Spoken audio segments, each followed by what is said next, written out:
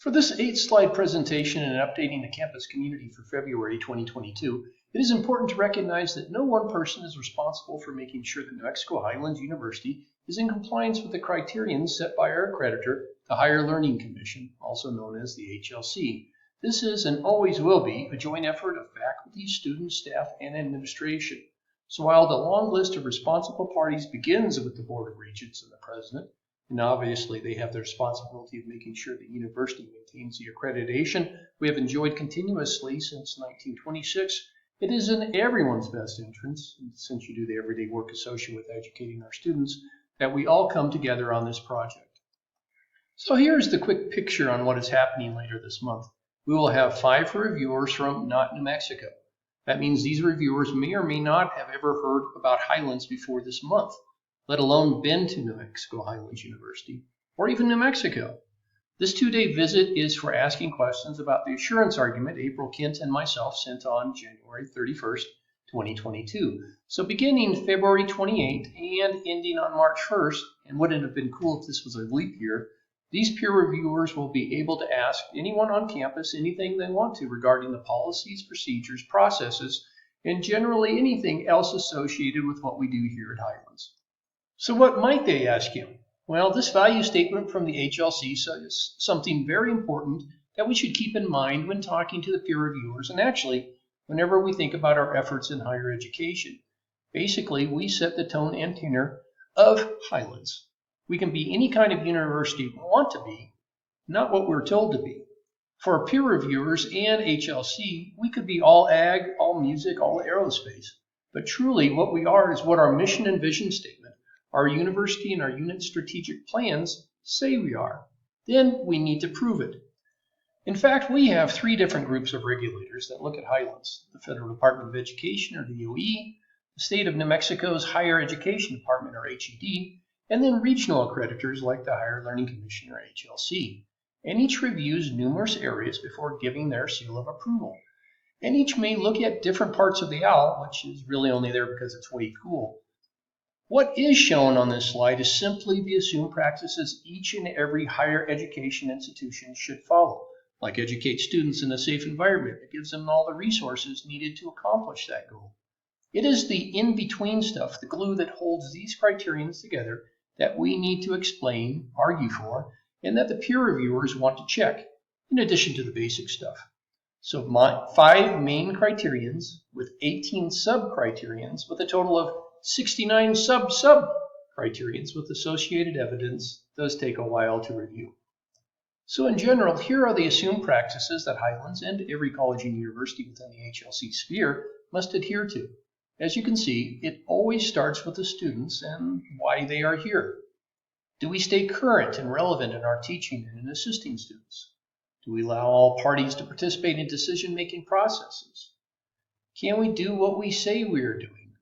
And can we convince the HLC and the long-time higher education HLC-trained peer reviewers who also serve or have served as faculty, staff, and administrators at their own institutions that we all know what we're doing?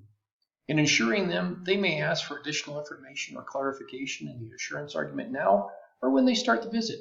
Again, the visit is planned for February 28th and March 1st, so if you can keep those 2 dates as clear as you can, it would be appreciated. So if you're thinking, yeah, but what do they really want? Here it is. We are not perfect as an institution, and really no one is.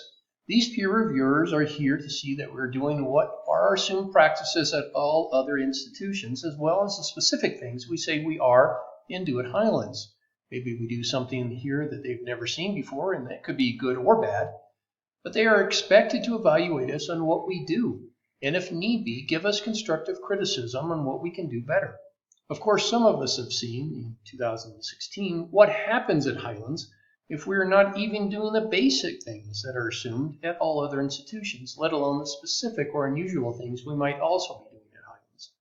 But generally, if we're doing what we say we're doing, known as walking the talk, and doing it to the best of our abilities, then we are at least meeting the minimums established criterions. Of course, most people are doing much more and exceeding expectations too.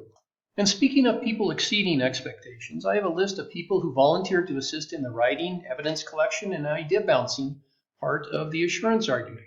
I thank each of these people for their invaluable assistance and time in this often behind-the-scenes critical aspect of what I call watching sausage being made. Not glamorous at all, but necessary. And to the many more people at Highlands that participated in responding to individual inquiries, and the many more that just quietly do their job on a day-to-day basis for getting this done. I also thank Doctors Brandon Kempner and Lee Allard for bringing us back from the brink in 2016, and of course, the HLC co-lead, April Kent, who, as she always says, every committee needs a librarian to keep the rest of us working. So we get through the visit starting on February 28th, and then what? Like everything, a report needs to be written, then it gets sent back to the HLC headquarters in Chicago, where the peer reviewers' recommendations are considered at one of their scheduled meetings. Then we get a finalized report back asking for our feedback. Maybe we find factual inaccuracies, but more likely we will see some recommended actions about things we likely knew we could do better for in that report. Since the HLC has a wide repertoire of actions available for corrective actions, monitoring reports, focused visits, and the dreaded probation or even worse, we will wait anxiously for that report. And once we get it, even if we find nothing of consequence, we are still in a reporting cycle. It's like the hamster wheel we see here, never ending as long as we want to remain accredited. And the list of why we want to remain accredited is long if you ever want to have that conversation. So here are a few tips listed for each of us on what we can do while we are here at Highlands. The HLC team will keep you informed of changes in accreditation standards when relevant workshops that affect you may be occurring, and you may also want to consider becoming a peer reviewer yourself to see what best practices are at other institutions and bring those ideas back to Highlands, much like the reviewers are doing now. And while 2027 may seem like a long way off when you hit my age, and with the things that are going on in this world and how fast it is changing, many of us think that 5 years is just a mere blink of the eye. So keep going and we will see you around, and I hope soon.